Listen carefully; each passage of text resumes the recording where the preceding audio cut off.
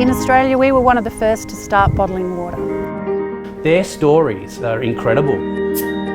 I think it starts when you come down the valley through the rainforest.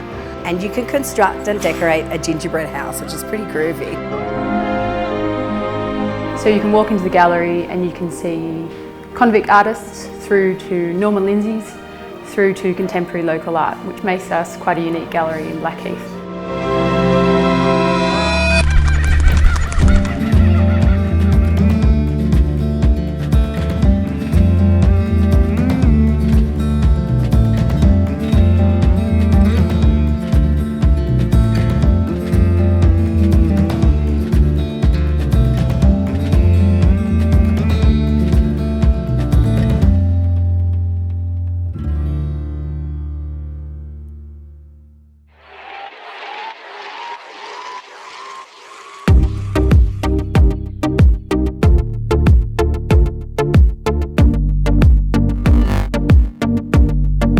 So it's the weekend and it's time to shake off the city vibes with a bit of a trip out of Sydney up to the Blue Mountains. We've got a bit booked in, plenty to do and see, so it's going to be a busy weekend. I think it's going to be a great trip. Let's do it.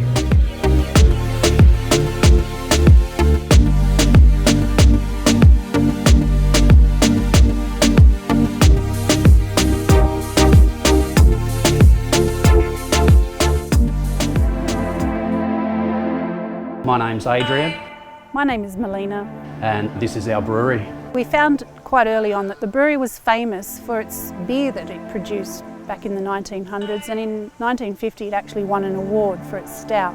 So for us it all started in 81 when my parents bought this old brewery. In 91 we were approached because someone knew the story of the water better than we did. We knew there was water here, we didn't know how good it was. It was said that the stout was so good because of the purity of the water.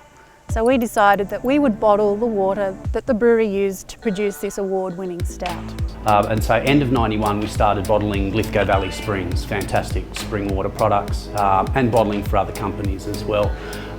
From there, as the water business grew and became more like work, we were looking for more of a challenge, something a little bit more exciting and romantic, and that's where the development of beer back to the brewery's heritage came into it. When we started Lithgow Valley Springs, it was a bit risky because in Australia we were one of the first to start bottling water. You hear the stories, there's a lot of old people that used to work here that are still with us. Their stories are incredible. The stories of people being shot dead for pinching beer, on site. The stories of Bill cleaning out the fermenters, always frightened because they're full of CO2 and there's no work safe back in 1942. You got to come to the brewery, come and have a look, come and have a tour, and have a tasting.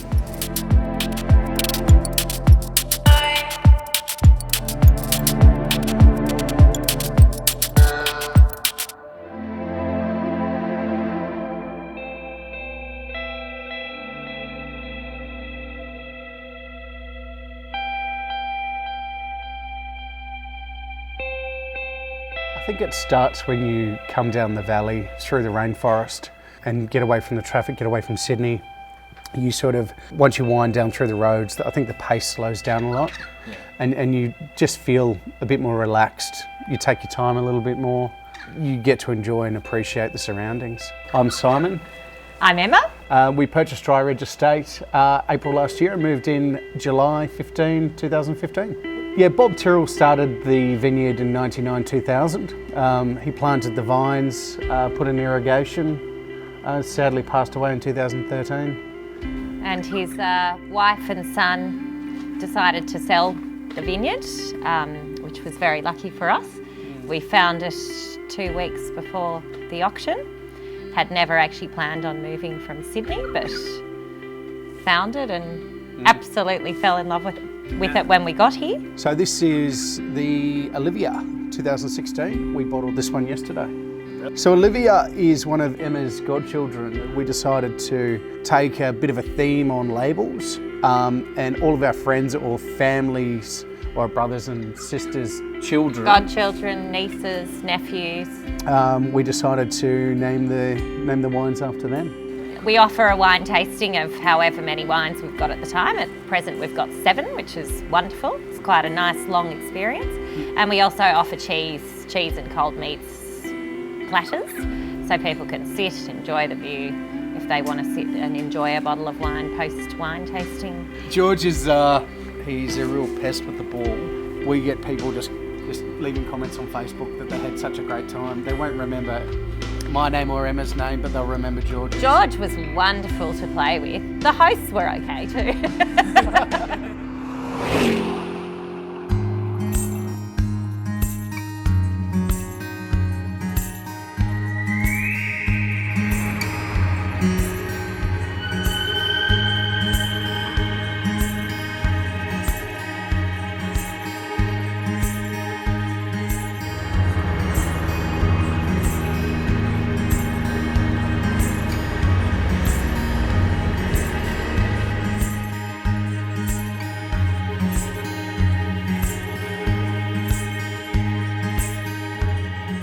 So this is the Day Fine Art Gallery, and it's been here for about 6 years.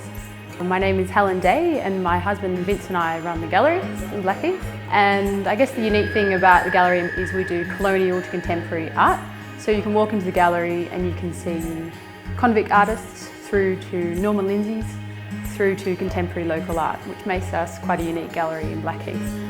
I love creating culture in Blackheath and creating a really beautiful atmosphere that anyone can come in. I don't like people feeling intimidated, so I want anyone to be able to walk in and to talk to them about art, whether that be local backpackers through to Sydney-siders coming up for the weekend. I just want everyone to come in, and I love chatting to people, and we're quite enthusiastic about what we have in here. And we always want people to leave feeling like they've learnt something, and I think they often do.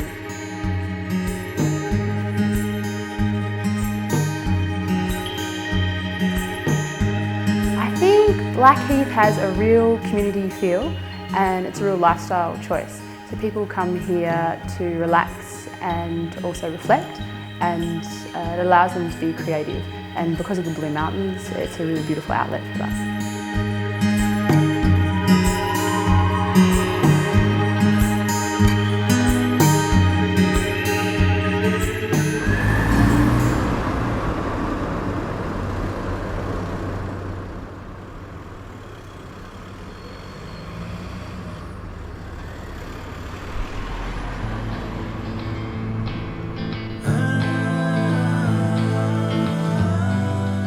So the Gingerbread House, Katoomba, is the happiest place in Katoomba. We're set in a magnificent 100-year-old church, and we specialise in crazy drinks and sweets and gingerbread house kits to make. We have communal tables, and we invite the whole community into the gingerbread house.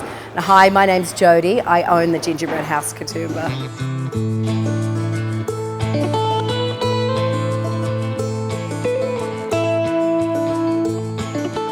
I always kind of had this idea of a gingerbread house, but I imagined it would be in the country with rolling hills. I specialise in chocolate, so gingerbread was kind of a sidestep from that. And maybe it was, a retirement project. And I imagined, in Teletubby land with green rolling hills and this gingerbread house, and people would stop and it'd be so happy, and people would be baking gingerbread and making gingerbread scones, and people could picnic and come in and just love the celebrate gingerbread. Well, I've had an amazing time and a great few days out of the city. In the next episode of Big Escapes, we will continue our tour of the Blue Mountains as Rachel invites us to join her girls' getaway. She will show us her favourite places to relax, drink, eat and shop, proving she really is a country girl at heart.